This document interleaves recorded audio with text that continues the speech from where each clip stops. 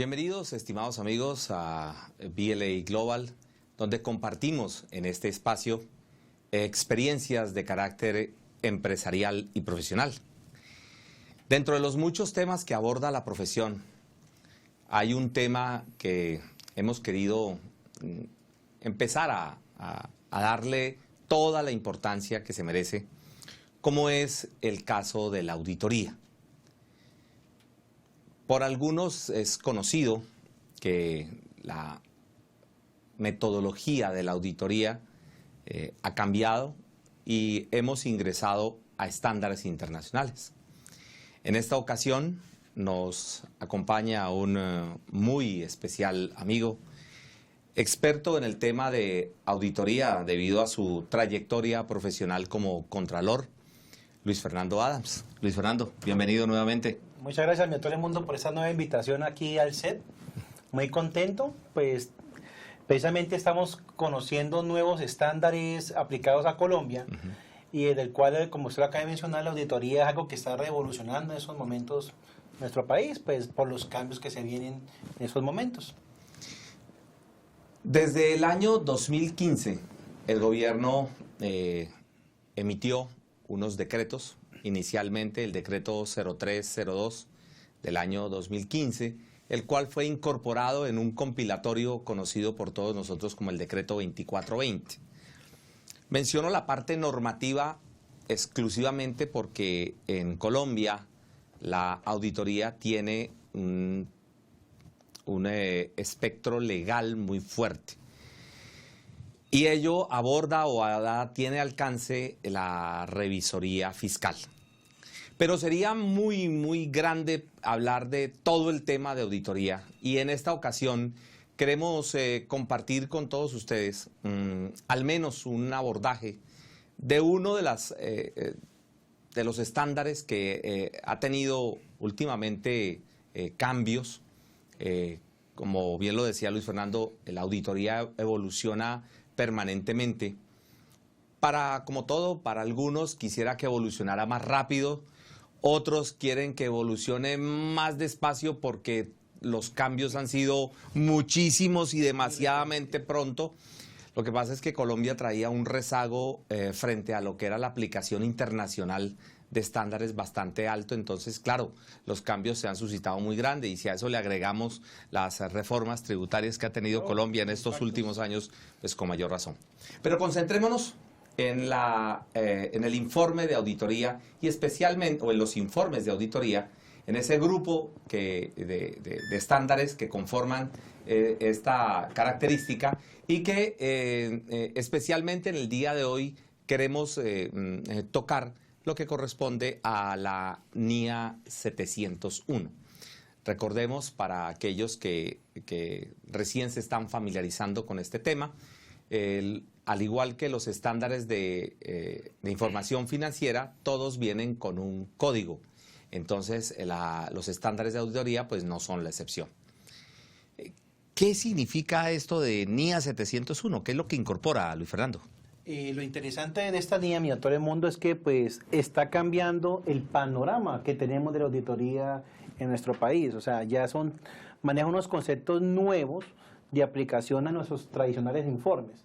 Igual complementarios al tema de la revisoría fiscal, que también en estos momentos se hace como una estimación de una combinación entre esos dos informes, ¿no? Igual la revisoría fiscal también es un tipo de auditoría. Sí. ¿Sí? ¿No? Que hay auditores especializados para ciertos procesos.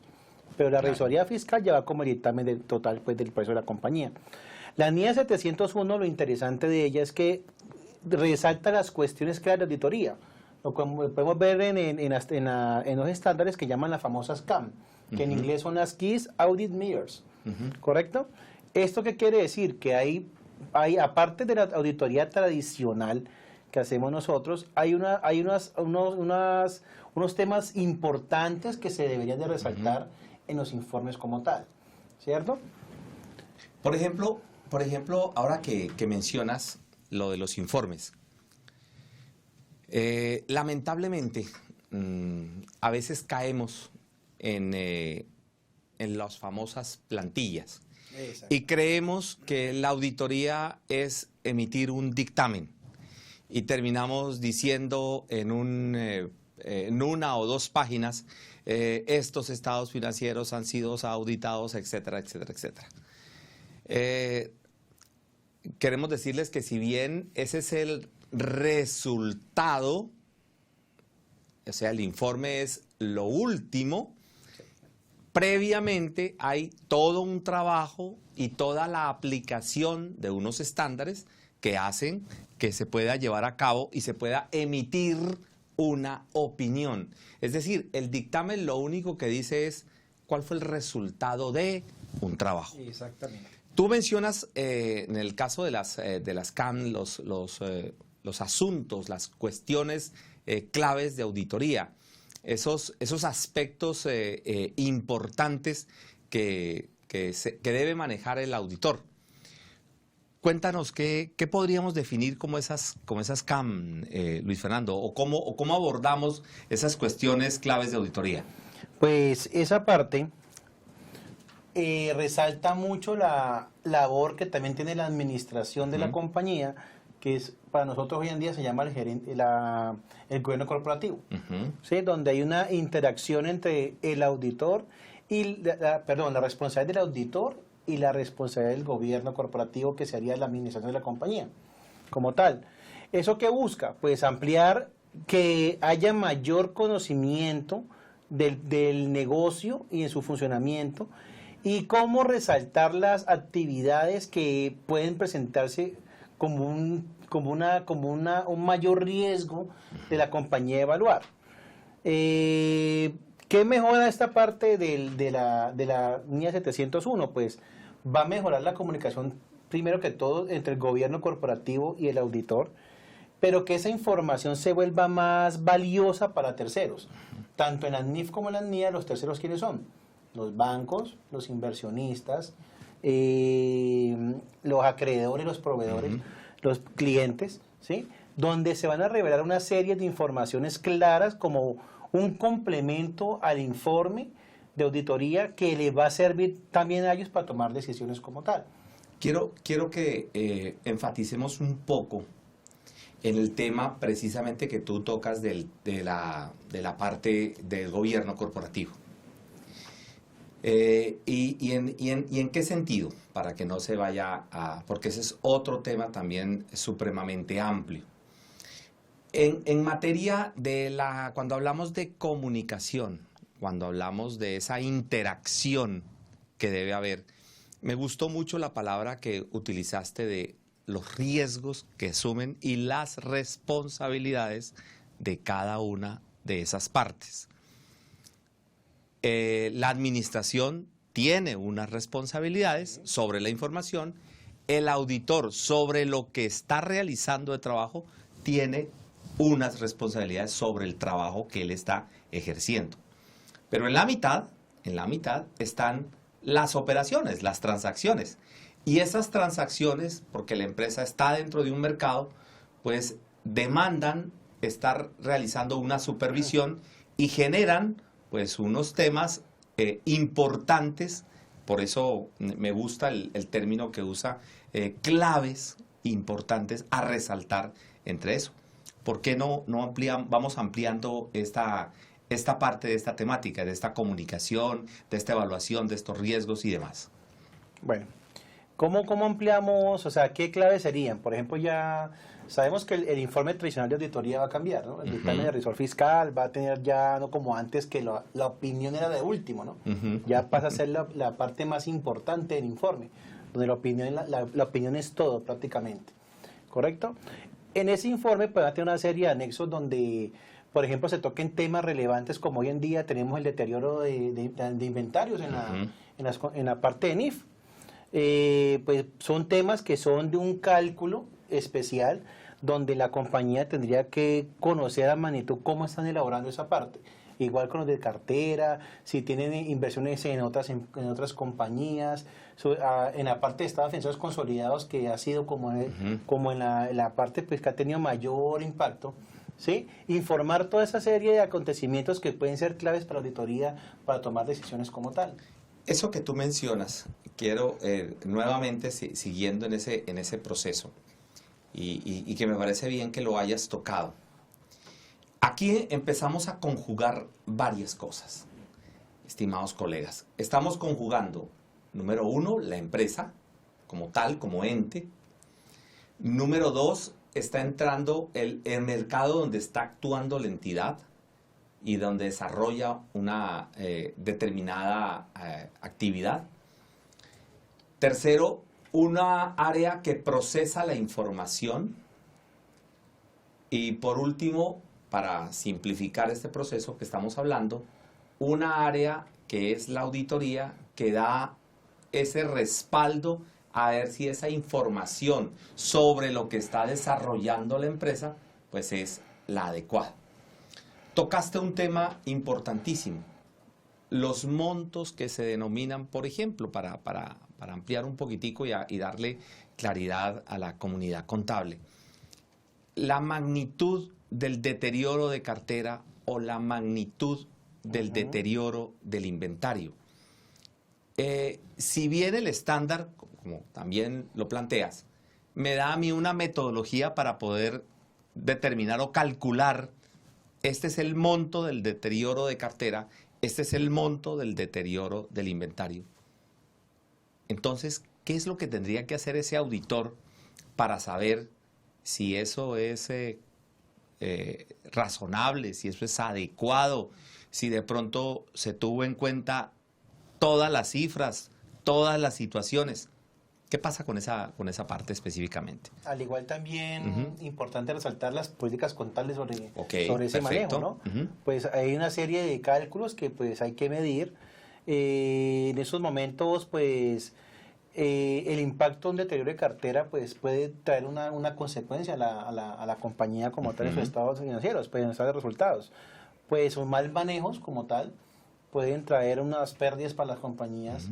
Y la omisión podría generar falsas expectativas de liquidez. Como no es algo tradicional que se venía manejando, llevar esa información pues a un informe de estos, en el momento en que pues pasaban muchas cosas que solamente decían, están bien, están cumpliendo con las normas colombianas o las normas de ley, pero no se resaltaban impactos como esos de qué consecuencias trae un deterioro de cartera a mi estado financiero, resaltar, en qué está afectando a mi compañía como tal eso. Y eso de pronto, Luis Fernando, es por el exagerado sesgo que manejamos frente a la parte tributaria. Pues, voy a colocar el ejemplo. ¿Este deterioro de inventarios es deducible? Si la respuesta es no, entonces no lo tengamos en cuenta. Si el deterioro de cartera no es deducible, entonces me dicen, sí, pero hay una parte que sí es deducible. Entonces mostremos solo la parte que me permite la administración tributaria. Recordemos, estimados amigos, que la Ley 1314 estableció un principio básico que se llama la autonomía de la información y que la información financiera es totalmente autónoma a la información tributaria, guardando la relación que deben tener, porque lógicamente la administración de impuestos tiene que basarse en la información contable pues, para determinar los tributos, y en eso no nos vamos a centrar en esta ocasión. Con relación a lo que estabas manejando, por ejemplo, mencionas esa conclusión que se hacía. En pocas palabras o en palabras breves sería, la empresa hizo lo que tenía que hacer y no hay ninguna novedad. Y no hay ninguna novedad. Entonces, y se acabó el dictamen. Ahora me están pidiendo, cuando yo utilizo el papel, el rol de auditor, que no me ciña simplemente a decir no pasó nada, sino que ¿por qué llegué a esa conclusión de que no pasó nada? De que, ¿cómo soporté? Sí. Y en esto es muy importante, número uno, la documentación que yo tengo, los análisis que yo haya verificado, si hice las revisiones que correspondían.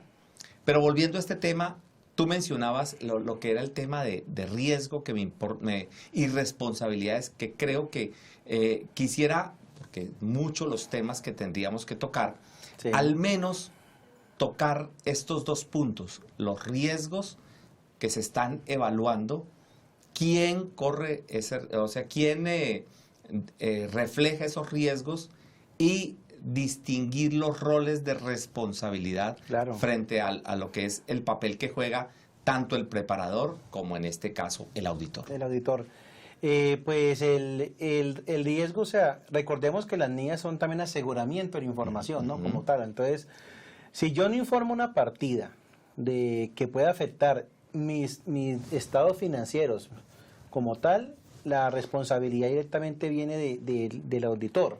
Pues recordemos que una de las diferencias que tenemos bastante hoy en día en las aplicaciones estándar es que ya no es que firmemos que el documento que se llama ahorita está bien, sino es de asegurar que esa información se está haciendo correctamente. O sea, va mucho más allá. Eso es lo que busca esto. O sea, no salirnos del canal tradicional y empezar a innovar en la parte pues de que ese mismo informe me ayude a mí a tomar decisiones como complemento de mi toma de decisión de la compañía como tal. No de que todo, aparte pues sí, que todo esto está haciendo de acuerdo pues a una normatividad, pero que no se quede solamente como un cumplimiento legal, sino como un documento que le sirva a la administración como tal para también tomar decisiones y sea soportable.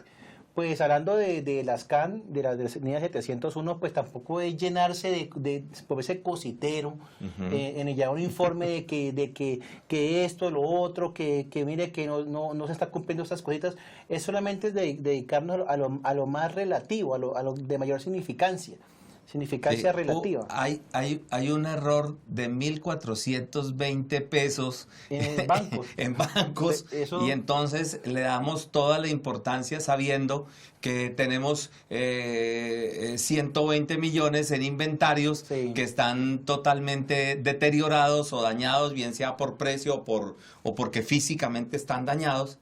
Y le gastamos tiempo a una cifra que no es material, sabiendo que hay otros rubros que tienen mayor importancia, ¿no? Sí, ¿no? Y aparte, si llenamos un informe eso de tanta cosita, pues va a crear confusión. Antes, en vez de servir para tomar decisiones, antes uno dice, uy, pero tanto énfasis en ese dictamen, algo malo está pasando. Pero no es informar por informar, sino lo que realmente está afectando a la compañía como tal. Ese punto yo quiero resaltarlo, Luis Fernando, que me parece totalmente importante. Internamente puede ser que yo sí haya revisado esos 1.420. Sí, claro. Y que haya dicho, materialmente le doy esta solución o este procedimiento dentro del punto de vista auditoría, cuando el auditor calculó su materialidad para poder establecer en qué se enfatiza y en qué no se enfatiza. Pero si yo empiezo a mis informes llenarlos de cantidad de información, claro, empezando porque los temas importantes no terminan discutiéndose y nos enfrascamos en temas pequeños, por decir algo, problemas con la caja menor, sí. Que en todas partes las hay y todo lo demás. Me gusta que se enfatice en ese punto. Entonces, un punto importante de esto es la mesura en la información que se da, pero esa mesura tiene que es no ocultando información, sino lo que sea importante. Continuamos. También tengamos en cuenta que estas CAN no van a ser sustituto, una revelación, ¿no? O sea, es algo para tener en cuenta, pero una revelación a los estados financieros ya tiene su procedimiento especial, ¿no? Eso no va, es que ahorita en las notas diga una cosa y en las CAN digan otra, ¿no? Sino que pues es solamente lo más relativo, lo que pues ayude pues digamos a tener en cuenta para los siguientes periodos. Y es más, cuando se pasa un periodo a otro y sigue la misma CAN, o sea, la misma observación, ahí sí puede haber un problema. Lógico. Que la compañía no ha acatado pues las opiniones de la auditoría y entonces no han hecho nada por resolver la situación que se pueda presentar. Sí, no se ha generado gestión sobre el tema. No se ha generado gestión sobre ese tema, porque es que de eso se trata, o sea, que de ahí las cosas mejoren. Hay que tener en cuenta, hay que ver la auditoría ya libre del paradigma de siempre, que era los castigadores, los que van a encontrar errores. No, eso ya tenemos que verlo de otra manera, es para generar mejoramiento continuo, o sea, uno no audita, es más, cuando uno aplica NIAS, uno se basa al proceso, no a la persona. Hoy normalmente vamos a la persona, no al proceso. Que es que el contador se equivocó, la tesorera se equivocó. Ese tema de las NIAS es aplicar el problema es al proceso, pero no con el énfasis de buscar un culpable, sino de mejorar esa situación. Por eso cuando hablamos de cambio de paradigma, para nosotros va a ser algo bastante arduo, porque es que tenemos a la revisoría fiscal o a un auditor como los castigadores de una empresa, cuando deberíamos de antes de todo lo contrario, apoyarnos en esas personas, como tal, sea como firma, sea como independiente, pero es pensando siempre en la mejora, en el mejoramiento continuo. Es más, la administración tendrá que verlos con esos ojos, porque es que ahí nace todo, de la administración. Ese es otro punto que me parece importante resaltar, Luis Fernando, porque a veces se confunden los roles. Termina siendo, a veces el revisor no es lo que debe ser. Termina siendo un asesor y no es un asesor. Termina siendo una especie de verificación policiva, persecutora, acusativa, tipo juzgamiento, que eso no es. Recordemos siempre que es un análisis y una evaluación de unos resultados, de una gestión. Y el auditor verifica si la información que contienen esos estados financieros, pues, está acorde a la realidad de lo que está enfrentando la empresa. O si por el contrario, tiene que generar algún tipo de observación. Claro. ¿No? Y observaciones que él hace desde el punto de vista de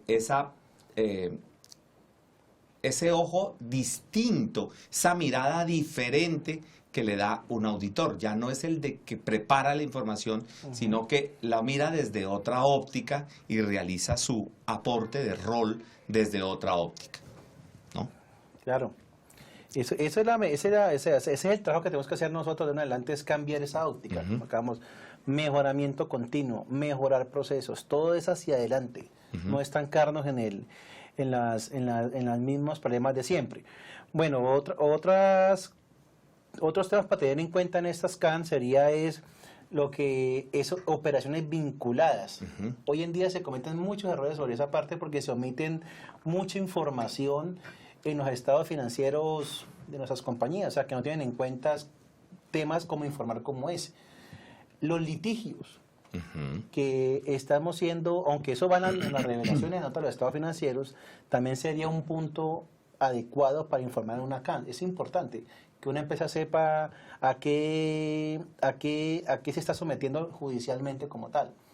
Esos aspectos claves de auditoría que tú estás mencionando, detallémoslo un poquitico simplemente, o ampliémoslos un poquitico.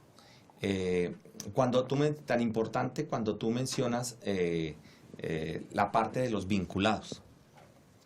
En muchas de las pymes y empresas colombianas, incluso grandes, todavía son empresas que se comportan como familia. Hay un componente muy grande de empresas de familia. Hay otras donde son de inversionistas distintos y la cosa funciona de una manera diferente.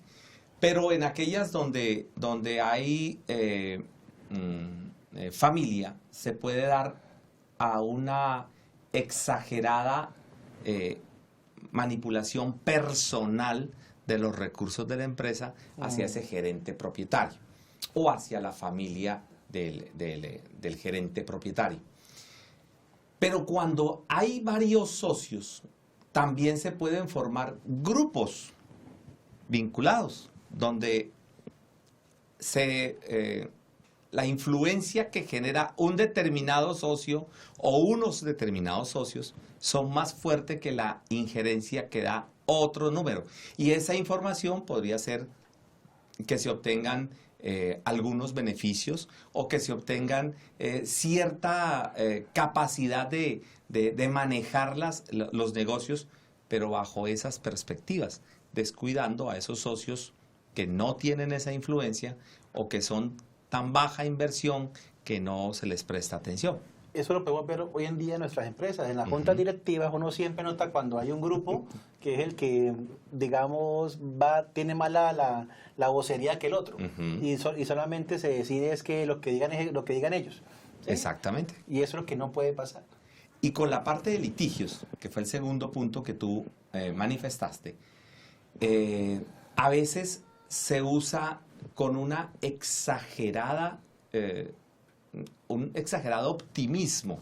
Yo iba a decir la palabra prudencia, pero creo que ahí no cabe la prudencia. Somos demasiado optimistas. Por ejemplo, hay pleitos, hay litigios que todavía están como una contingencia, pero creemos que no nos va a pasar absolutamente nada.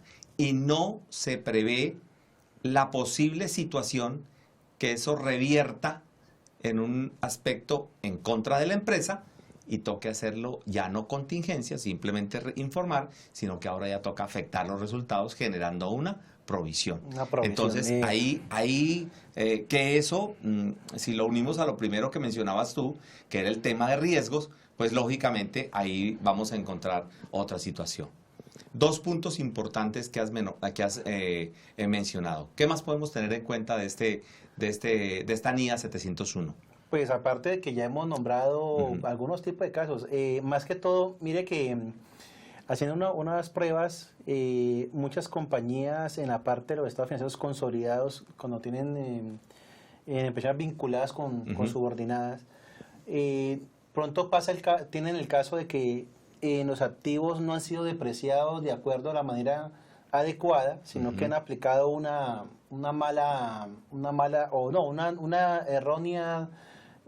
erróneo procedimiento de depreciación, y entonces a veces esas subordinadas, digamos, cuentan con un valor representativo de sus activos fijos que hacen parte de la matriz. Resulta que eso afecta también los estados consolidados a su resultado. Y eso es lo que a veces, pues como estamos siempre como el pensamiento algo facilista con la depreciación en línea recta y todo lo que es más fácil, menos complicado sea, lo hacemos. Entonces, esas cosas que antes no eran, digamos, no le parábamos como mucha la atención, ahora son muy fuertes en la parte de tomar decisiones. En la parte de activos fijos, que ahorita con esos nuevos métodos pues, que tenemos en el manejo de NIF y todo lo demás, que hay que tener en cuenta una adecuada depreciación, si se hace... Incluso otras temáticas como el desmantelamiento mismo. Desmantelamiento que nadie, o sea, ahorita la gente, pues como no lo han aplicado antes, muchas veces lo omiten en la parte de sus activos fijos. En las valorizaciones ahorita también, ¿no? Después del periodo del ESFA, también tampoco lo han tenido en cuenta. Creen que es lo mismo de siempre cuando realmente el enfoque tenemos que buscar un poco más tenemos que buscarlo financieramente, no pensando en la contabilidad tradicional. Usted lo decía ahorita muy bien, en la parte que seguimos amarrados a la parte fiscal. Ahora cuando vemos la reforma tributaria que coloca esa serie de limitantes con las NIF, dicen que estamos bajo NIF, pero le coloca otra vez una serie de limitantes para que no se vuelvan deducibles fiscalmente. Entonces la gente se tira más por el lado fiscal y no por el lado financiero como debe ser. Un ejemplo con las edificaciones, que por reforma 45 años, ¿cierto? Y uno en NIF sabe que un edificio por más de 45 años. Entonces uno dice, para no meterme en problemas, mejor lo deprecio a 45 años. Ese es el Y entonces entre 45 años le cae el problema al contador de esa época. De pronto ya no estará en esa época, pero está el nuevo contador con ese problema, ¿sí? Precisamente ahí podemos sacar esa conclusión. Cuando me estabas hablando de los consolidados, me haces acordar que ni siquiera con consolidados, sino con inversiones en asociadas, por ejemplo, por citarte un caso que me hiciste recordar, de una empresa que en lugar de llevar unos resultados al estado de resultados, los llevó al ORI. ¿Eso qué significa? Que unos beneficios que iba a recibir la entidad terminó trasladándolos al otro resultado integral. ¿Eso qué significa en términos prácticos? No se podía distribuir en este ejercicio, sino que se trasladó a un ejercicio futuro, y ese traslado al beneficio futuro, que si bien dentro de la técnica contable es posible hacerlo, cuando pregunté si esas operaciones eran de corto o largo plazo, la respuesta fue de que eran de corto plazo. ¿Eso qué significaba? Que esas operaciones nunca debieron pasar por el ORI. El efecto en general nos daba que la utilidad de la entidad se vio disminuida. Lógicamente, yo soy inversionista, claro. En este caso la estaba mirando como inversionista. Como estoy llevando el método de participación, entonces tenía que ver cuánto participé en el estado de resultados y cuánto participé en el otro resultado integral. Y estábamos empezando a mirar, pero ¿por qué en el otro resultado integral esta cifra? Y es por lo que acabas de mencionar. Lamentablemente tenemos varios sesgos. Todavía no hemos logrado quitarnos el amarre del sesgo, que es un principio fundamental dentro de los estándares internacionales, para todo, tanto para auditoría como para preparación de estados financieros. Y el sesgo es, me voy hacia lo fiscal, ya tú mencionabas el tema de la depreciación. He visto que muchas personas están diciendo lo que tú manifiestas. Ah, no, entonces ahora cambiémosle la vida útil a lo que dice ahora los nuevos rangos establecidos por la información tributaria. Prácticamente lo que estamos haciendo es mutar otra vez, ¿no? Nuevamente, ¿no? A una nueva forma de manejar la contabilidad, entre comillas, en estándares internacionales, pero contaminada con todos los vicios y malas prácticas de toda la vida. Ahí, en esos puntos, es donde el protagonismo del revisor fiscal y del auditor se vuelve importante. Porque ahí es donde él es el que tiene que entrar a resaltar, qué pena, señores, pero este informe que me está mostrando no es razonable. Y al no haber esa razonabilidad, allí se está induciendo a un error en la lectura y en la interpretación de esta información. Ya hemos visto cómo, lamentablemente, por andar haciendo esos maquillajes y esas tendencias, algunas veces hasta de manera involuntaria, simplemente porque así se ha hecho toda la vida. Muchas veces hasta no se hace eso, entonces se tiene en cuenta esas situaciones. Pero lo que tú manifiestas es bastante relevante. Es que es más, o sea, lo que se busca es que esta información que estamos cambiando con este nuevo estándar es que realmente sirva para algo, o sea, sea útil. Es correcto. Tanto como lo hablábamos de las NIF, que las NIF son financieras y sí, todo el tema, pero que tiene que ser realmente, este informe también tenga de utilidad. Es más, todo el mundo esperará que entonces ya todos los secretos los sabe el auditor y el revisor fiscal. De verdad que no, pues igual, o sea, no tenemos conocimiento, pero no somos omnipotentes para conocerlo todo. Por lo tanto, en las salvaguardas que pues, precisamente revisamos con usted, pues una de las ayudas que tiene uno es que si uno no conoce un tema, uno tiene la libertad también de poder contratar a alguien para que lo instruya sobre ese tema. Un ejemplo, ya está de moda mucho la contabilidad ambiental. Sí. Y resulta que pues solamente de árboles sabemos que se mete la semilla, le echamos agüita y listo, pero resulta que hay una responsabilidad mucho más allá.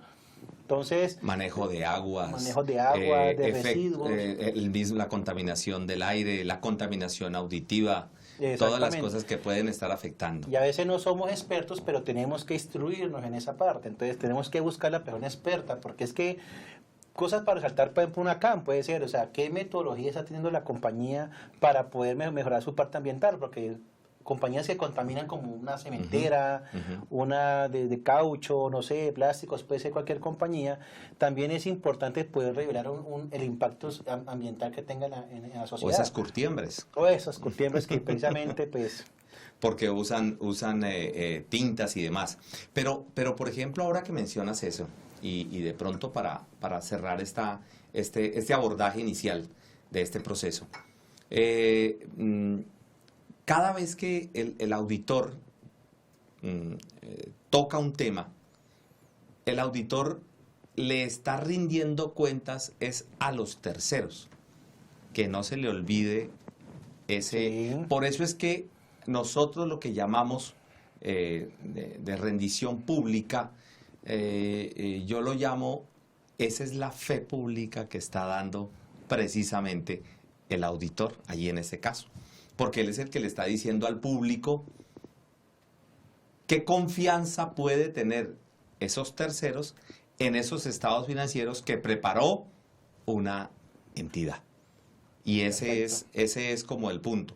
Ahora que mencionas, lógico, este es uno de los aspectos. El día de hoy hemos tocado un solo aspecto, uno solo de los múltiples que habría que tocar. Me gustaría que de pronto tocáramos en un futuro el tema de documentación, que es algo que somos muy perezositos para manejar el tema de documentar. Como papel, entre comillas, papel de trabajo, ¿no? Correcto. Entonces hacemos nuestro trabajo, muchas veces es totalmente idóneo, pero no hay como protección para el propio auditor, muchas veces no hay cómo él mismo puede demostrar que sí realizó su trabajo, que sí verificó sus cosas, como protección de él mismo. Claro. A veces se piensa que se maneja desde otro lado. Estimados amigos,